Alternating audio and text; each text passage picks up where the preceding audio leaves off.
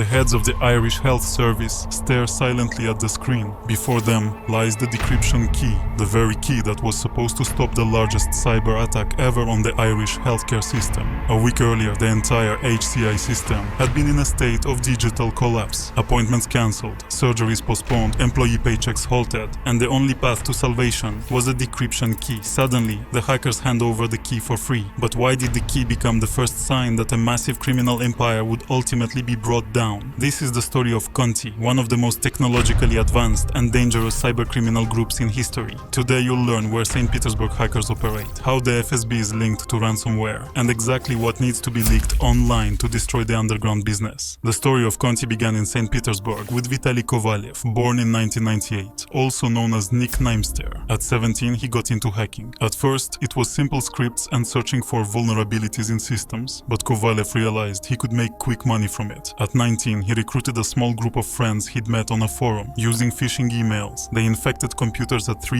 US banks. Once they gained access, they transferred nearly $1 million and laundered the funds using drop accounts. Not bad for a first attack, but this incident didn't go unnoticed. An investigation was launched. A year later, US authorities charged Kovalev with 8 counts of fraud. He was placed on the wanted list, but at that point they knew almost nothing about the hacker, so he began building a system that didn't require his direct involvement. This is how TrickBot came into being. It wasn't just a regular virus, it was an entire infrastructure, a new generation banking Trojan capable of stealing login credentials, hijacking sessions, and opening the door to other attacks. It was precisely this model that attracted dozens of partners who didn't want to develop their own virus from scratch. But the more Kovalev earned, the closer they got to him. This is the main FSB building in the very heart of St. Petersburg. Behind its walls, orders are given to the country's best hackers. The fact is that in Russian cyberspace, there are unspoken rules. If you work in the country's interests, they leave you alone. At one point, Eastern became acquainted with this rule. No one knows exactly how it happened. Usually, hackers are caught and faced with a simple choice: cooperate or go to prison. And as it would later turn out, the FSB recruited Kovalev, and his main team became Wizard Spider. Over the course of several years, they would carry out hundreds of attacks on global companies and governments, and the building on Litini Prospect would become the hub from which orders from the Kremlin would come.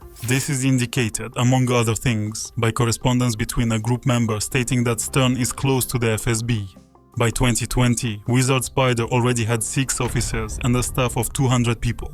The job postings seemed perfectly innocent. They were for ordinary programmers, testers, and system administrators. At first, many didn't even realize exactly where they were applying. They were paid in Bitcoin, and even an entry-level developer earned at least $1,500 a month. Newcomers were sent 40 gigabytes of guides on hacking, while experienced employees gained access to the most cutting-edge software. But Kovalev couldn't manage everything. The company had departments. The second-in-command, Andrei Zhukov, was responsible for logistics and financial matters. The development teams were led by Maxim Rudensky. The core of the technical team consisted of experienced programmers. Among them, Mikhail Tsarev and Sergei Luguntsov stood out. Maxim Galoshkin led a group of testers and reverse engineers who checked the virus for bugs. There was a separate department that collected data on future victims. It was headed by Andrei Chernov, while Trump oversaw all affiliates. By 2021, Wizard Spider had become a well-oiled machine capable of carrying out hundreds of attacks simultaneously, and one of them stood out. It was a typical day for Ireland's National Health Services. In the morning, an employee received a letter from security in the mail. Attached was a .xl file. One was a standard memo, but the second file wouldn't open. The employee thought it was just a glitch, not even suspecting what he had actually launched. It remained hidden for nearly 2 months. The funny thing is that HCI's antivirus systems had detected suspicious activity several times, but no one paid it any mind. The hackers launched the final stage, encryption. Within a few hours, 80% of the company's infrastructure was locked down. In the morning, HCI began receiving calls from the hospital. Computers were locked, files were inaccessible, and the ransom demands appeared on the screens. By 10 a.m., it became clear that this was not a local glitch. HCI decided to disconnect the entire national healthcare network from the internet. Hundreds of thousands of patients across the country were left without digital systems. Appointments were cancelled, surgery surgeries were postponed and labs had to work manually. The hackers demanded a ransom of $20 million,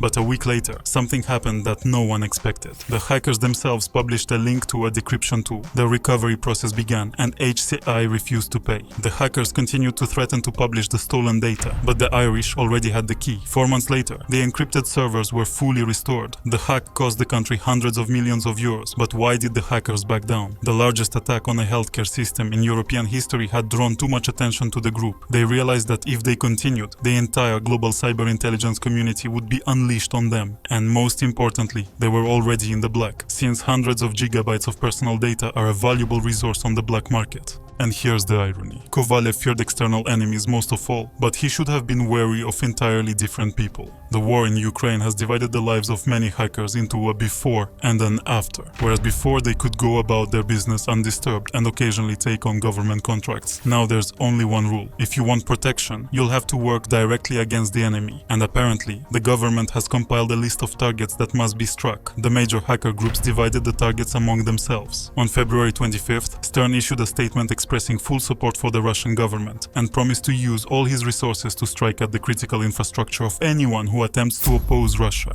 At that moment, Conti seemed untouchable, with its massive infrastructure, money and government backing. But it was precisely this scale that doomed them. After all, there were quite a few Ukrainians within Conti's ecosystem, and one of them decided to take revenge. A new Twitter account appeared, Conti Leaks. Within a few hours, it made public archives that no one had ever seen before. Over 60,000 messages from internal chats spanning 2 years. The source code for all tools, along with a complete user guide, server logs, and even private conversations among the group's leaders. It was the largest and most detailed leak in the history of cybercrime. Everything that Conti had hidden for years was suddenly made public. But there is an important point to note. After the leak, investigators began analyzing not only the correspondence, but also the infrastructure, servers, connections, and entry points. And in cases like this, people aren't identified by name. They're identified by small details, where they logged in from, what IP addresses they used, and how they masked their identities. The problem is that most people don't even understand how it works. You might think you're browsing anonymously, but in reality, you're using the same IP address that's already been exposed somewhere. After the exposure, the Conti panicked. Stern and his inner circle tried to go into hiding, shut down the servers, and figure out who exactly had betrayed them. But it was already too late. Over the next few months, the team ceased to exist entirely. They realized it was too dangerous, since their enemies knew their real names and faces. Where Sterna and his associates are now is unknown. We only know that they are at large. The leaks destroyed Conti, but the blackmail market has remained virtually unchanged. People simply scattered to other projects. The source code for the viruses is now freely circulating on Darknet, and it has already been reworked and put back into action. So all that's left is to wait for news of new attacks.